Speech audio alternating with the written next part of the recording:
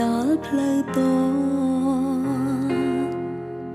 ខំព្យាយាមដែរនៅតែគ្មានលទ្ធផលដើរទៅជន់តែផ្លូវឈឺចាប់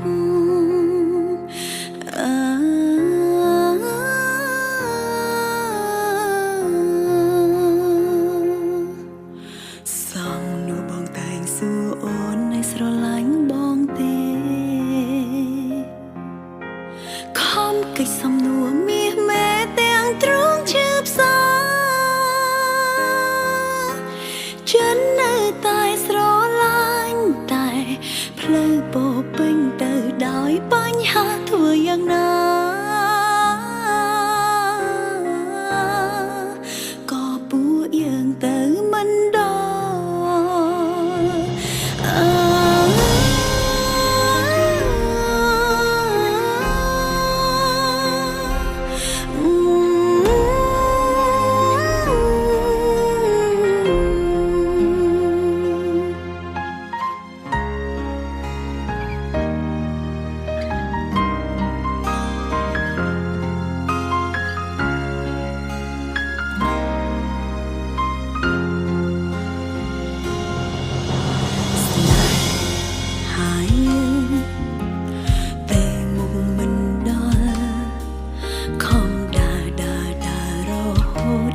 ដល់ផ្លូវត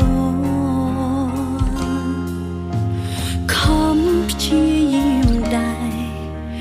នៅតែគ្មានលទ្ធផលដើរទៅជន់តែផ្លូវឈឺ